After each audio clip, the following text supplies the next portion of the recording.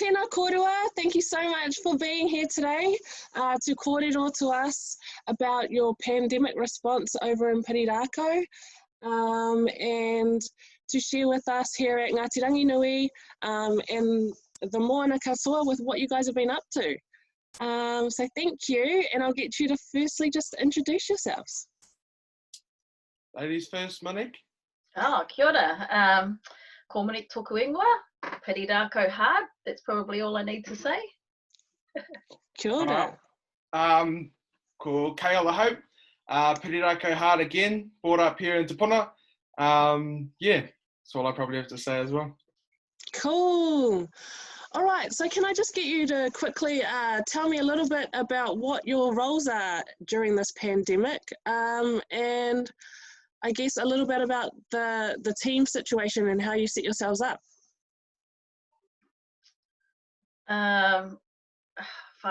We said we'd keep it organic.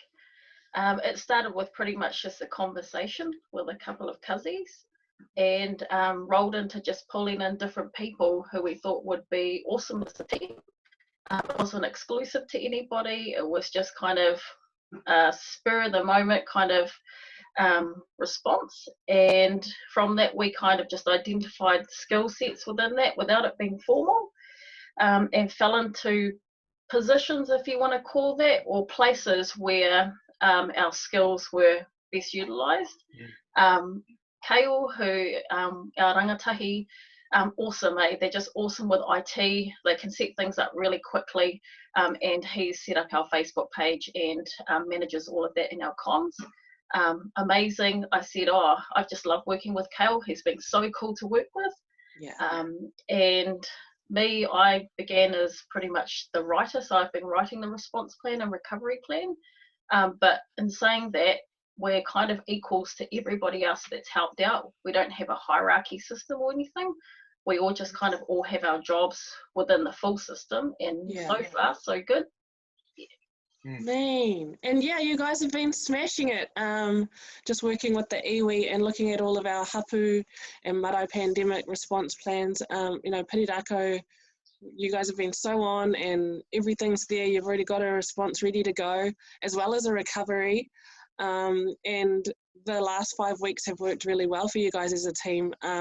So Cale, comms is obviously a huge part of that success. Yes.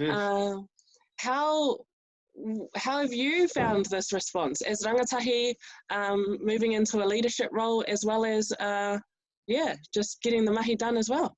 Yeah, I think for me it's just a huge honour and a privilege, you know, being that young one in the team.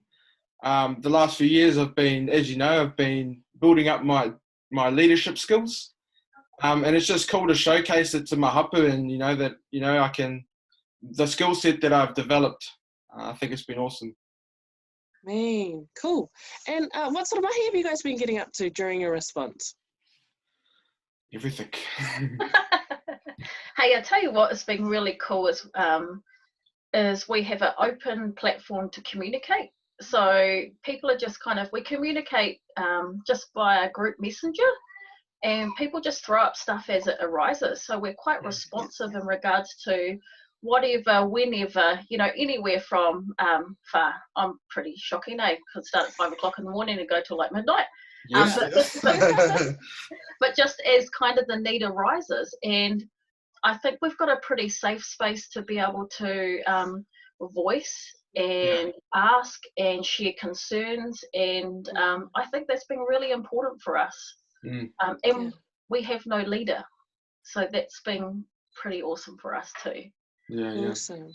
And in terms of the different people you've been looking after, how have you been received by your kaumātua and your hauora and all the hapori in general? Yeah, well, I think it's been really positive. The kaumātua that I've been looking after from Paparo marae, so we've kind of split off into our different marae, and the feedback's been awesome. You know, some of them don't really need help, but they're real thankful for the support we're giving them.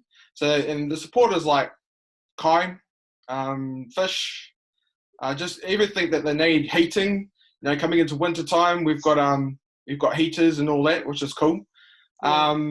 But yeah, it's been really good. It's cool to connect with our kaumātua too. Yeah, that's what I felt has been really awesome. Yeah, and I guess in terms of isolation, you guys have had each other as well as your whānau and your bubble to communicate and engage with and connect with. How important do you feel it is for our pakeke, our kaumātua, but just our Māori people in general to stay engaged with each other and stay connected during this? And how have you guys done that? Monique?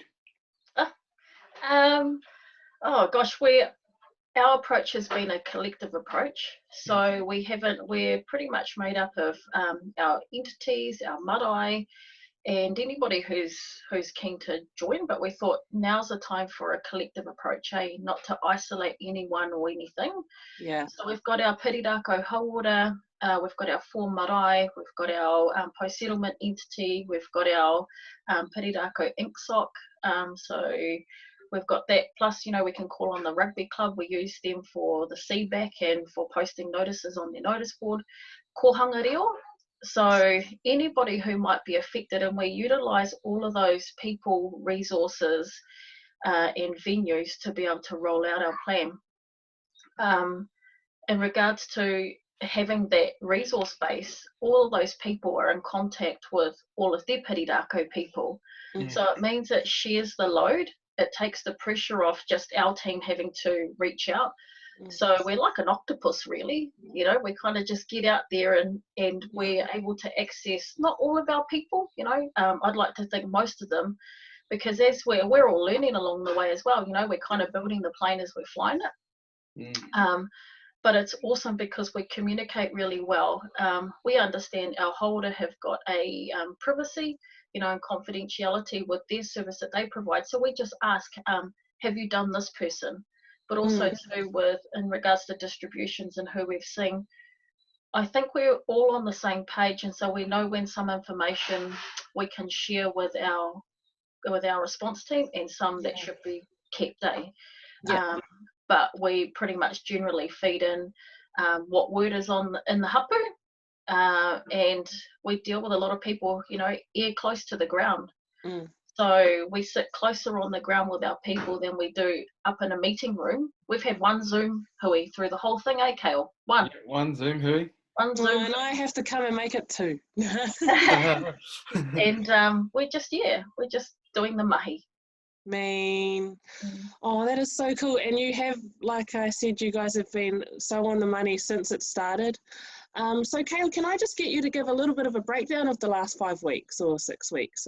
Just sort of a bit of a timeline. I know there's heaps that has been happening, but just sort of in general, like the different the different responses you guys have done. So 5 weeks ago we just had, that was when we had our first Zoom hui. That's when the ball started rolling, and I think we went quick and went hard in establishing our comms. For me, comms. So our Facebook went up straight away. We've got a survey out, so that's another feed in for people that need support. And just consistently posting. We're having competitions, giveaways, things like that to engage our people. We are pretty big hapū compared to other hapūs, and I think our success there has been because we're united, as Monique was saying, with all the different entities. And all the different entities are pulling in different resources. So we've had fish from the iwi, we've had the hauora going out giving care packages and hygiene packages, and so that was rolling out during lockdown. And then kai packages, Monique's done a fantastic job with those. We have our pataka kai down at the hauora that's being utilised by whānau, which is awesome. What else in terms of our response?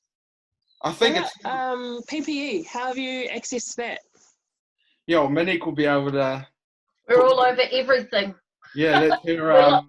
We're like the plague in the iwi. We're like the plague in the Ministry of Health. We're just invading everything we possibly can, because our viewers say if you don't ask, you don't know. You get it, and we've asked for some pretty, I don't know, some things, Cale, that people are like, wow, that's a bit OTT. Yeah. Again, we can always scale it back, ask for more, and often we'll receive less, but the thing is that we're still receiving, so we're really grateful for the people that have supported us along the way. We've had a lot of people say that they can't help us, which is fine because we just keep moving. So there's we don't have any handbrakes, no handbrakes. And we've been really, really fortunate actually, developed some cool relationships along the way, and just believe that, you know, for Pirirakau, for us, it's a bit bigger than just us two. So it's about working with other people, and also too returning that and giving them support. So we always say, oh, is there anything we can do to help you? And which has been good. Awesome, cool. And just from getting these care packages out to the whānau and stuff, you know, how are our whānau in Pirirakau feeling during this lockdown? How they're feeling? Well, I suppose grateful and all, but it's it gets quite isolated for our old people when they're home alone. And it's cool to see. Like for me, when I go to ask if a kaumātua was all right, I tend to go through their mokos because they're my age, and you know that's where I come in. But it seems really good because, you know, I've been speaking to a lot of the mokos and they've been wānangering and talking stories, thinking big, and, you know, just engaging with their kaumātua, which is awesome to see. Cool. And I guess, you know, along the way, like you said, there's so many things that are new here, and it is such a brand new crisis that we've entered. What are some of the things that you know that you can work on for next time already? I think one of the hardest things for us has been the term vulnerable. So what is our vulnerable whānau? So we definitely know that it's our kaumātua and people who have existing health issues. But as we're learning more about COVID and also too about our people in response to what we're able to provide for them, is that how do we reach our most vulnerable, and, you know, possibly also to those who are in need. So people who have lost their jobs, or maybe just living on a subsidy that doesn't cover their rent. And sometimes we can think vulnerable is actually a lot bigger, and it includes those who are in need. So we have whānau who probably have never been considered to be vulnerable, but are very vulnerable now. And it's about trying to take the shame away for some people too, to be able to reach out for help. So Cale set something up on our page where he's the only person who receives requests, and then he puts it forward to the team. And sometimes we refer on if it's something that we can't help with. But yeah, it's just trying to get people to be okay to ask for help. And what we're finding with some of our most vulnerable whānau is that they're not asking, it's their whānau that are asking for them. So we rely heavily on everybody kind of keeping their eyes and ears open, because the people who speak up and ask for help, it's great because they can receive help. But we have a lot of whānau who don't ask for help, or they'll say, no, we're okay. When actually, so we just give. We don't ask questions, we just give. I think adding on to that too, something we can take out of this learning is, how can we help our hapū that are not in our rohi, you know, not in Te Puna, not in Tauranga, the ones overseas that are finding it hard, the ones in, I don't know, all around Aotearoa. How can we help them as well? Because they are still part of our hapū. Although they're not might be living here, we need to support them as well. So yeah, that's one of the takeaways for me, is just thinking about next time, how can we support our whānau outside our rohi. And as part of our response plan, you know, we have been reaching out to our whānau that say live in town, or you know, live away from Te Puna and whakamārama. And again, you know, like, I think we've been pretty responsive so far, but we're actually learning how big our whānau are. We have to sit down and identify. We're huge. Yeah, we're massive. And Cale's so right, you know, how do we support our whānau who live away from their support system of their hapū? So, you know, and we'll be all proud of we've got a 3-stage process. So we've got our response plan, recovery plan, and then our analysis of everything, and which will aid towards preparation for next time. And I just wanted to add in regards to our response plan is that our response plan is for any of our Pirirakau entities to use. What we didn't want to do was, you know, a lot of our hapū are people resource short, skill short. And so we wanted to create a document that was really flexible and where they could actually add in where they needed to. So our marae can use it, so our holder can use it, so our kohanga can use it, our entities can use it, and just amend it as they need to. So you're not having, you know, 5, 6, 7, 8 different versions of a response, you know, plan. And it's my first time writing one myself, so I don't even know if it's right. Yeah. And you talked about too, you talked about really scaling it right back in terms of reading it the first time, having all of that information and, you know, dotting all the I's and crossing all the T's, and then actually removing 80% of it. Can you explain a little bit about that? Yeah, so again, the internet is amazing, eh? So I went there, got an example of one, and deleted 95% of it, because it had to be relevant to our people, to us, and it had to be readable. What we didn't want was, we didn't want a document that just sat on a shelf that nobody could understand, because it was filled with pandemic jargon.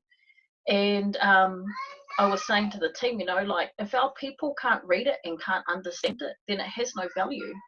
Yeah. So we just created it. We put the information in there that we think our people would want to know, and we took out, you know, 8 pages of how to wash your hands and just put a diagram in there. Yeah. You know, so yeah. Keep it simple. Yeah.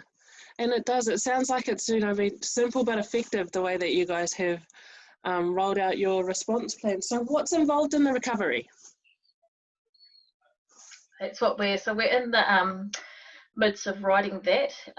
The recovery, we're talking about comms, is making sure that our people know where they can go, because we've had kind of 5, 6 weeks in the kind of lockdown for 3 time, and making sure they know how to access things. And also too, just looking at their situation. So we're talking about you know, and again, we're just in the talk phase at the moment, but about what does COVID mean for us, what has it taught us, and just being prepared for next time. So we're in those phases, but definitely the communication, and like Cale was saying, as part of the recovery is making sure that we stay in contact with, you know, and including and building on those who don't live here in Tauranga Moana, reaching out. So, and through our Facebook page, you know, we can help those. But one of the other areas was, how do we reach out to our whānau who don't have Facebook? Especially our kaumātua. Like, we're okay because we're kind of all over it, but we have kaumātua and we have other whānau who don't have access. So that's definitely a part of our plan, is how do we reach those people, you know, because it's really important that we try and get as many people as possible. Yeah, definitely. Awesome. And I guess just anything else that you guys want to cover in the kōrero, and a final message out to our whānau as well. Yeah, I'd say so. I reckon, you know, along the way, I think it's a bit of a clause. We haven't got everything right, but it's been awesome that, you know, we've trialed. Some things didn't go very well. We've had feedback from our people, which is awesome. You know, if they don't agree with that, then I think the best thing is for them to come back to us and say, oh, you should do it like this. And we've had it happen a few times, so that's cool. Yeah, that's all I have to say, really. To add to that, Cale, I think as part of that, we've made sure that the platform that we operate from as the response team is that, one, we're not trying to own anything. So we're just in response. And we're quite flexible, eh? We're not bound by, we don't even have a terms and conditions. You know, we sort of thought, what we see from some of our examples around us, you know, pre-COVID, is that sometimes when we have too much policies, procedures, systems, and all that kind of stuff in place, and politics, especially, is that we use the analogy of when the house is burning down, you don't spend 2 days having a hui about it, you just call fire brigade. Yeah, so that's what we are. We're the fire brigade. And we bring in as many hoses to put out the fire as possible. But as we do that, we're also putting out fires as we can see them starting, the potential of starting around us. Yeah. And we do that by being transparent, by being open, but within our team we really trust each other and we rely on each other. And I think for any other hapū and whānau that are out there is create a real positive platform, so we all share the same kaupapa. We just want to protect our people, look after our people, and we just get rid of the crap. We don't deal with any crap, and that's worked. That's been primo for us. Yeah, and I have been talking to you guys, well, you in particular, Monique, over the last couple of weeks, and just the calm nature that you've had about this, and the inclusive whakaaro Māori about this. It's very much just a guardianship perspective. There's no egos involved with you guys, and there's a whole bunch of people out there that would be a whole lot worse off without you guys doing your mahi. So for all the people out there that don't know what these people have been doing, there's a little bit of an insight. But obviously, they're out there saving lives while you're staying home. So thank you so much to you both, as well as all of your team. On behalf of our runanga, on behalf of our people, thank you so much for everything you're doing. I know you're super busy, still in the middle of a response right now, so thank you so much for your time. And last thing, plug your Facebook page, because anyone that's not into it yet, whānau can still get in. Yeah, so that's just Pirirakau COVID-19 information / response page. Wow, okay, we'll post that on the link down the bottom, okay? When we post this up, you chuck that in. Ka wai, sweet as. Awesome. Well, thank you both so much for your time, and all the best for your response. Yummy. If there's anybody that you think might be struggling, like from the people that you've spoken with, is, we're quite happy to support them. And I've said to you, Summer, is that it's a little bit bigger than just Pirirakau. It's our Māori people, you know. So if it's kind of deemed that we're kind of ahead of the game, and if there's anything that we can offer to support them, like the response plan's a huge one, eh? Yeah, it is. And it's a big ask of people.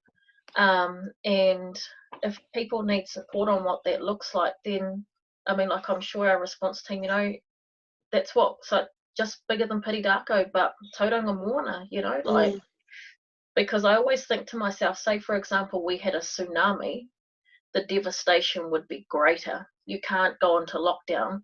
You've got people who are, injured, and the crisis is different, So as part of the recovery is just planning for, crisis that is to that scale, and you need to pull together bigger than Pirirakau. So that's why we kind of want to offer that out to other hapū. If you see them struggling, like just maybe contact me. Because I think to myself, we can be doing really awesome, but the thing is that you're only doing as awesome as your weakest hapū. So so if there's something we've even talked about sharing kai, because we're thinking, damn, we're like giving these people banquets. I know, they think this is Christmas. I think for us, Cale, is what's been really cool. We always again we stick on that kind of positive vibe.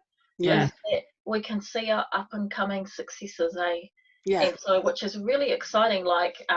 So I don't really know Cale, and I don't really know a lot of my whānau, to be honest, but I've been able to kind of meet people along the way and understand, I guess, how staunch they are, So an example is like with our, when we first went into lockdown, we were talking barricades, we were doing army styles.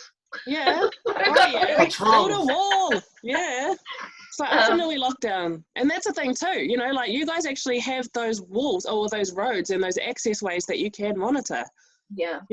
Future pandemic planning, your whole hapū can be your bubble.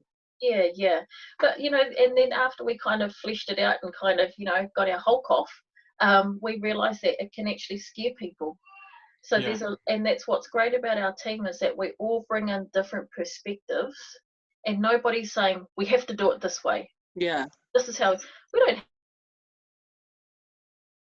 have that. We're like, oh, what about this? You know, we end things with a lot of question marks, or what do you think about this? And then from that, it's usually picked up maybe what people have kind of leaned more towards, but nothing we do is going to end in a detrimental kind of outcome. So none of our decisions, Cale, are kind of decisions that are going to impact negatively on people. Cool. So we just make sure, you know, we don't go on that lane. Yeah. Oh, cool. But yeah, well, thank you guys so much for sharing all of that. I know you're so busy, and it's just been so cool to find out what people have been doing, actually get to see our responders, get to thank you guys in real life too. Thank you so much for all your work, and I hope your guys' real jobs after this give you a break. I don't know about that, Cale. Yeah, I don't know about my uni. Yeah. No, you don't get a break, Cale. And for all of us, for all the people who are doing mahi, is that we all have probably 2, 5, 10 other things going on in the background. But we do it because, one, we want to. We haven't been forced to. It's our passion. And it's been. I found it really exciting, eh? There's been. Look, I've found it more exciting than anything else. It's like sometimes I think, damn, my bubble's like quite extensive. But we trust each other to look after each other. Yeah, and it's been so beautiful to follow you guys, even though it's just been emails and all sorts, and yeah, keep up the good mahi. Thank you so much. And you too. You too, you've got a hard job. Yeah, I do. No, but like you said, we love our jobs, and it's so cool being able to wake up every day and give back to our people. Yeah. Remind them, stay to the core, stay to the kaupapa. Try and don't think negatively. Like think, okay, if we've had a problem, how do we fix it? Rather than sit there and dwell on it. Always, Bin it. Yeah, don't dwell on the problems. Stay solution focused. I love it. Awesome. Well, thank you so much, and all the best with the rest of your guys' mahi. Awesome. Thanks, Cale. Right. Ka kite. See you later.